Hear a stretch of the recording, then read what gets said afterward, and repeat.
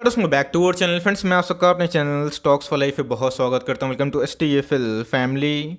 Day फिल्म्बर्स बाजार के बारे में डिस्कस करें तो गाइस आज के दिन में हमें एक मैसिव फॉल देखने को मिला और बहुत लोग दोस्तों आज के दिन का जो फॉल है उसको ब्लैक फ्राइडे कंसिडर कर रहे हैं, बिकॉज अप्रैल के महीना के बाद दोस्तों आज के दिन में हमें one of the biggest fall देखने को मिला। और दोस्तों इस फॉल के पीछे जो वजह है मैंने आज के दिन प्रॉपर वीडियो बना के दिखा दी है, लेकिन इसी बीच में गाइस बहुत लोग उधर पे पूछ भी रहे थे कि सर FIAs अपनी पोजीशन को कंटिन्यूसली सेल क्यों कर रहे हैं। जी हाँ दोस्तों, FIAs की बात की जाए, FPIs की बात की जाए, जो फॉरेन से पैसे लेके इंडियन इक्विटी मार्केट में निवेश करते हैं, तो गाइस उनका जो पल रहा है अभी के टाइम में थोड़ा सा हावी होता हुआ देखने को मिल रहा है, बिकॉज वो कंटिन्यूसली पिछले कुछ महीना से सिर्फ और सिर्फ सेल कर रहे हैं। लेकिन अभी की बात की तो गाइस हमें DIs की तरफ से थोड़ा सपोर्ट हमें निकल के आ रहा है। इसी बीच में गाइस कौन कौन से फैक्टर्स हैं जहाँ पे FIAs को इतना सेलिंग करने पे मजबूर कर दिया है। और दोस्तों अगर आप लॉन्ग टर्म में इक्विटी मार्केट में आए हैं आने वाले 5 साल 10 साल 15 साल का, तो गाइस इसमें आपको घबराने की 1% भी आवश्यकता नहीं। लेकिन यस, शॉर्ट टर्म में निफ्टी में गिरावट और भी संभव है अगर FIAs इस तरह से पैसा निकाल के बाहर के देशों में ले आते रहे। तो गाइस कौन कौन से फैक्टर्स है जो FIAs को इतना सेलिंग करने पर ट्रिगर करते रहे, मैं अपना अनबायस्ड ओपिनियन शेयर करूंगा। और गाइस इधर पे मुझे क्या लगता है और मैं अपना पर्सनल एक्सपीरियंस से बताऊंगा कि 2020 के क्रैश में जब मेरा पोर्टफोलियो दोस्तों एक दिन में 10% टूटा था तो मुझे क्या फील हुआ था। बहुत ही कुछ सीखने को मिलेगा। चैनल फर्स्ट टाइम होंगे सब्सक्राइब कर सकते हैं इस तरह क्वालिटी कंटेंट को सबसे पहले एक्सेस करने के लिए। Now without delaying any for time let's begin. मैंने वेट किया लेकिन आज के दिन का डेटा अभी तक अपडेट नहीं हुआ है। जी हाँ दोस्तों, आज है 26 नवंबर, लेकिन दोस्तों 25 नवंबर तक की बात की जाए तो मैं इधर पे ही अपनी समरी को करूँगा। और इधर पे अगर आप देखें पूरे मंथ वाइज में दोस्तों FIAs का एक अच्छा खासा सेलिंग देखने को मिल रहा है। कल की बात की जाए तो गाइस कल हमें 2300 करोड़ के आसपास FIAs ने सेल किया था और उसके पहले 5000 करोड़ 4000 करोड़ और दोस्तों ऐसे ही।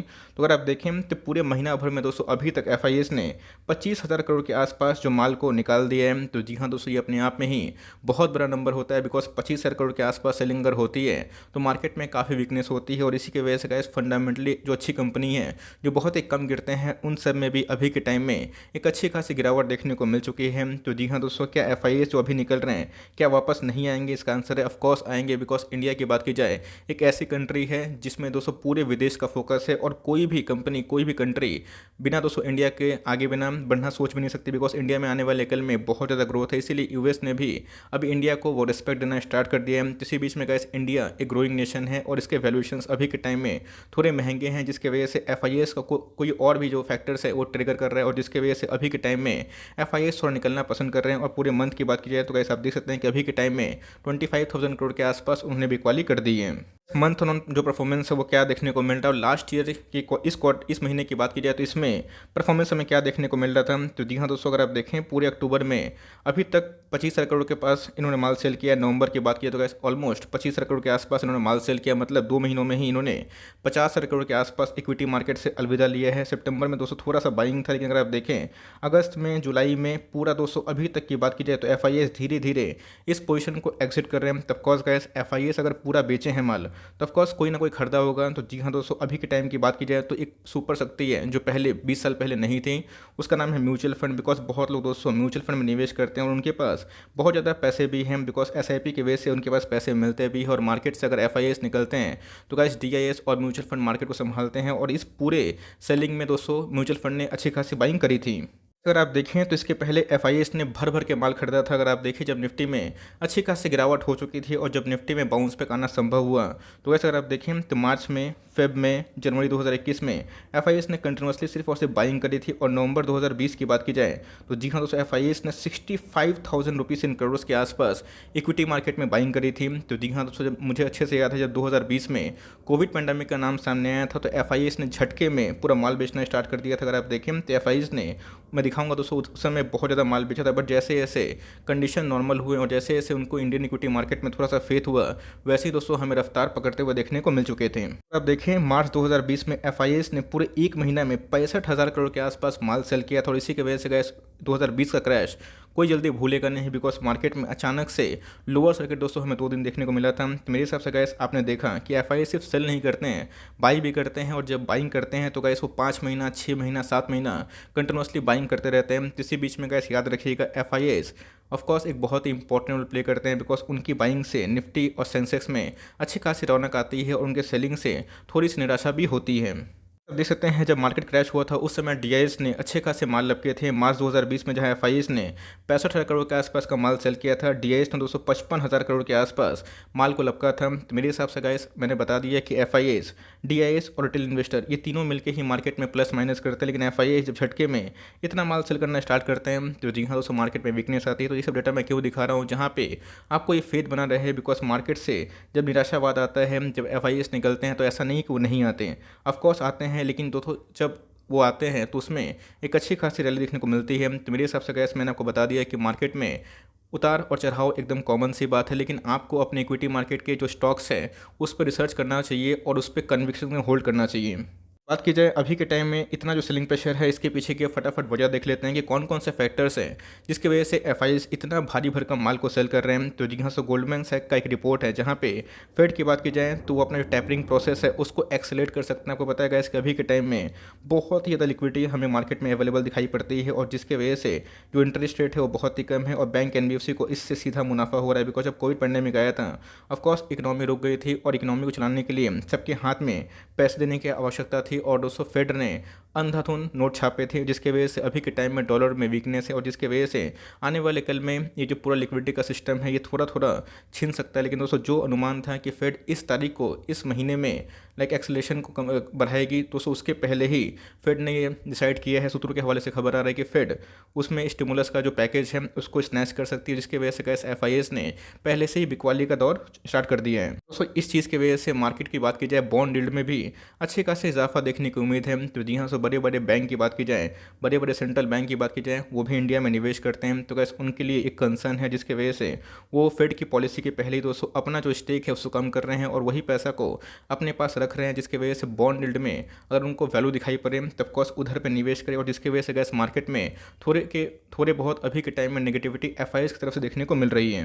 बात की जाए दूसरे जितने भी बड़े बड़े ब्रोकर्स हैं उनके अकॉर्डिंग अगर आप देखें तो उन्होंने गैस इंडियन इक्विटी मार्केट को कुछ दिन पहले ही डाउनग्रेड किया था। तो जी हाँ दोस्तों, ये सब फॉरेन एजेंसियाँ है, इनका पता नहीं चलता कब ये अपने जीडीपी फोरकास्ट को चेंज कर देते हैं, कभी अपग्रेड करते हैं तो कभी डाउनग्रेड करते हैं। इसी बीच में गैस गोल्डमैन सैक के सहित ऐसे बहुत सारे जो टॉप क्लास ब्रोकर है जो इक्विटी मार्केट में बहुत ही नामी ग्रामी हैं, उनके डाउनग्रेड करने से ऐसे बहुत सारे एफआईएस हैं, एफपीआईस हैं जिनको फॉलो करते हैं, वो इक्विटी मार्केट से धीरे धीरे निकल जाते हैं। लेकिन जैसे ही उनको वैल्यू नज़र आती है वैसे ही वो धीरे धीरे मार्केट में फिर से आने की कोशिश करते हैं। इस बात की जाए ब्रोकर हाउस के रिपोर्ट्स अगर आप हमेशा खरीदते हैं और बेचते हैं तो ये सही बात नहीं होती। बिकॉज पता नहीं ब्रोकर हाउस को मैंने देखा है उनको अपने स्टैंड चेंज करने में 5 मिनट का भी समय लगता नहीं है। आज वो डाउनग्रेड करते हैं, कल उनको उसी चीज़ में वैल्यू दिखाई पड़ती है और कभी कोई अपग्रेड करते हैं उसके बाद वो संग संग उसको डाउनग्रेड भी कर देते हैं। तो कैसे उन्होंने बताया भी है कि इंडियन इक्विटी मार्केट में आने वाले कल में बहुत पोटेंशियल और इंडिया जिस हिसाब से तरक्की करेगा पूरे वर्ल्ड को वो डोमिनेट कर सकता है। पिछले कुछ समय से गैस इंडियन इक्विटी मार्केट में अच्छी खासी रौनक थी जिसकी वजह से इंडियन इक्विटी मार्केट ने सबसे ज़्यादा पैसे बनाए थे और इसी की वजह से मार्केट के वैल्यूएशंस में भी काफ़ी इजाफा देखने को मिल चुका था। तो आग में जो घी डालने वाली काम अभी के टाइम कर रही है वो है कोविड का कोविड का जो वेरिएंट है गैस, जहाँ पे म्यूटेंट कोरोना वायरस आ चुके हैं। इसमें दोस्तों हमें अभी के टाइम में काफ़ी फियर देखने को मिल रहा है और इसी की वजह से गैस मार्केट में और भी सेलिंग प्रेशर बढ़ता हुआ देखने को मिल रहा है। तो मेरे हिसाब से गैस जो फेड की जो पॉलिसी है आने वाले कल में वो स्नैच हो सकती है। जो लिक्विडिटी अभी के टाइम में बहुत ज़्यादा है उसको वो कम कर सकते हैं। दूसरा दोस्तों मैंने बताया कि बहुत ऐसे लोग हैं जो फॉरेन ब्रोकर्स को फॉलो करते हैं और उसके अकॉर्डिंग अभी के टाइम में इंडियन इक्विटी मार्केट का वैल्यूएशन महंगा है, जिसके वजह से वो लोग माल बेच रहे हैं। और अभी के टाइम में जो कोविड का न्यूज़ आया है उसके वजह से गैस जो सेल ऑफ है वो बहुत ही ज़्यादा ट्रिगर होता हुआ देखने को मिल रहे हैं। इन सब न्यूज़ का अपडेट होना बहुत ही इंपॉर्टेंट है, लेकिन क्या इससे मार्केट को छोड़ के निकल जाएं? इसका आंसर है नहीं दोस्तों। बिकॉज मैंने आपको दिखाया है कि कैसे 2020 में एक महीना में ही उन्होंने 65,000 करोड़ के आसपास माल को सेल किया था। लेकिन दोस्तों हमें नवंबर 20 का भी डेटा देखने को मिला जहाँ पे उन्होंने भर भर के पैसे भी लाए थे। मार्केट से वो विदा ले रहे हैं, कल ऑफकोर्स आएंगे। बिकॉज मार्केट में इंडियन इक्विटी मार्केट की बात की जाए तो आने वाले कल में गैस इंडिया एक इमर्जिंग कंट्री है जहाँ पे ट्रिमेंडस ग्रोथ हमें दिखाई पड़ता है। तो शॉर्ट टर्म में एक प्रॉफिट बुकिंग लाजमी सी बात है, बट लॉन्ग टर्म में अगर आप होल्ड करते हैं आपके पैसे जरूर बनेंगे। तो जी हाँ, आज के दिन हमें 3% के आसपास गिरावट देखने को मिल रही थी। महीना की बात की जाए तो गैस आप देख सकते हैं कि 6 महीना में निफ्टी ने 11% के आसपास रिटर्न बना के दिए हैं। साल भर की बात की जाए तो जी हाँ दोस्तों, अगर निफ्टी सेंसेक्स की बात की जाए इक्विटी मार्केट आपको 21% पैसा बना कर देता है तो कैसे अपने आप में ही बहुत ही ह्यूज नंबर होते हैं। बिकॉज 21% को आप कम मत समझिए। बिकॉज एफडी के रेट की बात की जाए 5-7% के आसपास देखने को मिलती है और उस हिसाब से अगर आप देखें तो इंडियन इक्विटी मार्केट ने पूरे साल भर में अच्छे खासे पैसे बना के दिए हैं। लॉन्ग टर्म चार्ट की बात की जाए तो आप देख सकते हैं कि ऐसा नहीं है कि मार्केट में गिरावट नहीं हुई है। ऐसे दोस्तों बहुत सारे न्यूज़ हमेशा कुछ ना कुछ आते ही रहते हैं और जिसकी वजह से मार्केट शॉर्ट टर्म में ज़रूर नेगेटिव ट्रीट करता है, बट लॉन्ग टर्म में अगर आप चार्ट पैटर्न देखें तो गैस इंडिया एक इमर्जिंग नेशन है, ये सबको पता है। और इंडिया में आने वाले कल में ट्रिमेंडस ग्रोथ भी है, बिकॉज अगर आप हमारी डेमोग्राफी देखें, अगर हमारा कल्चर देखें, हमारा साइज़ देखें तो आने वाले कल में गैस कंजम्पशन बहुत ही ह्यूज होने वाला है। तो इंडियन इक्विटी मार्केट इससे खत्म नहीं होगी, बर्बाद नहीं होगी। यस, टाइमली प्रॉफिट को जो बुक कर रहे हैं और निकल रहे हैं, इसके वजह से टेम्पोरी जो शॉर्ट टर्म प्रेशर है वो ज़रूर हमें देखने को मिल जाएगा। जी हाँ दोस्तों, 2008 का जो मैं क्रैश है मैंने तो देखा नहीं था, बट दोस्तों 2020 के क्रैश में मैंने पार्टिसिपेट किया था, जहाँ मैंने देखा कि ऐसे बहुत सारे स्टॉक्स थे जो गाइस निफ्टी के लोअर सर्किट में 20% तक फॉल हो चुके थे। एक दिन में गैस बजाज फिनसर्व ने 25% का डिप मारा था और 10,000 का स्टॉक दोस्तों हमें 4,000 के आसपास देखने को मिला, बट जिन्होंने होल्ड किया, पेशेंस दिया, वही दोस्तों 4,000 का स्टॉक हमें 20,000 भी जाता हुआ देखने को मिला। तो गैस इक्विटी मार्केट में फियर एंड पैनिक जो होता है दोस्तों, पैनिक और ग्रिड, यही हमें देखने को मिलता है। तो मैं एक ही बात बोलूँगा कि लॉन्ग टर्म में अगर आपके पास क्वालिटी स्टॉक है, जिसको आपने रिसर्च से खरीदा है, जिनके प्रोमोटर होल्डिंग सही है, फंडामेंटल सही है, आरओई सही है, कैश रिच कंपनी है, तो उनमें डरिए मत। बिकॉज आज एफआईएस निकल रहे हैं, कल यही एफआईएस आएंगे और उन्हीं को महंगे भाव में दोस्तों डीआईएस माल बेचेंगे। तो मेरे हिसाब से गैस आने वाले कल में इंडिया के इक्विटी मार्केट में और भी ग्रोथ है, बिकॉज ऐसे बहुत युवक हैं, ऐसे बहुत लोग हैं जो इंडियन इक्विटी मार्केट में ज़रूर आएंगे। बिकॉज अभी की बात की जाए तो एफडी रेट बहुत ही कम देखने को मिलता है और इंडिया के पास उतना ऑप्शंस भी नहीं है, बिकॉज बहुत लोग प्रॉपर्टी परचेस नहीं कर सकते, बिकॉज उनका प्राइस काफ़ी हाई देखने को मिल जाता है। 2030 तक की बात की जाए तो गैस इंडिया में बहुत ज़्यादा इन्फ्लो आने की संभावना है। तो अगर आपका विजन बहुत ही लंबा चौड़ा है तो ऑफकोर्स सारी चीज़ हमें ठीक होते हुए देखने को मिलेंगे। शॉर्ट टर्म में पेन ज़रूर होगा, लेकिन लॉन्ग टर्म में गेन ज़रूर होगा। तो मेरे हिसाब से गए शॉर्ट टर्म में अगर आपको पेन सहने की हैबिट नहीं है, इसकी हैबिट डाल लीजिए, बट मार्केट में रिकवरी ज़रूर होगी। और कब होगी कि कोई भी दोस्तों दावे के संग बोल नहीं सकता, बिकॉज आने वाले कल में ऐसे बहुत सारे लाइक फेड की एफओएमसी की मीटिंग होने वाली है, बजट आने वाला है, बहुत सारे फैक्टर्स है। बट दोस्तों अगर आप सब फैक्टर्स को सोचेंगे, आप कभी इक्विटी मार्केट में पैसा कमा नहीं पाएंगे। तो मेरी अप्रोच साफ है, मैं दोस्तों हमेशा यही सोचता हूँ कि जो कंपनी पे मुझे फेथ है उसको ट्रैक करना है। बिकॉज आपको पूरा बाजार नहीं खरीदना है, आपको 10, 15, 20, 25 कंपनी खरीदनी है और उसी में ही अपनी कन्विक्शन को बढ़ाना है। बिकॉज मार्केट में जब बुल डली आएगी दोस्तों, वही सब कंपनी आने वाले 5 साल में 5 से 10 गुना ज़रूर होंगी। तो मेरे हिसाब से गैस यही सब फैक्टर थी जो अभी के टाइम में एफआईएस को कंटिन्यूसली सेलिंग करने में मजबूर कर रही है। बट मुझे लगता है कि शॉर्ट टर्म का ये पेन है, लेकिन लॉन्ग टर्म में ऐसा नहीं रहेगा। और जैसे दोस्तों रिवर्सल अगर होता है तो एफआईएस भी इधर पे पार्टिसिपेट ज़रूर कर सकते हैं। आपका क्या व्यू है और आप क्या सोचते हैं, कमेंट बॉक्स में ज़रूर बताइएगा। मैंने कैसे अपना अनबायस्ड ओपिनियन दिया, मैं आपको ना कोई गुमराह कर रहा हूँ, भटका रहा हूँ। मेरा दोस्तों जो ऑप्टिमिज्म वाला फीलिंग है कि आने वाले 2020 30-25 तक दोस्तों हमें इंडियन इक्विटी मार्केट में बहुत बड़ा बुल रन देखने को मिलेगा, और मैं उसको लेके अभी भी कायम हूँ। और मुझे लगता है इक्विटी मार्केट में अगर आपको पैसा कमाना है तो शॉर्ट टर्म पेन से आपको निकलना पड़ेगा, लॉन्ग टर्म विजन के बारे में सोचना पड़ेगा कि जाता है तो कितना जाएगा और आने वाले कल में हम कितना गेन कर सकते हैं। तो वैसे यही छोटी सी मेरी टिप्पणी थी, आपका क्या व्यू है कमेंट बॉक्स में ज़रूर बताइएगा। तो गैस मिलते हैं जल्दी ही, तब तक के लिए bye, thanks for listening friends, God bless you all.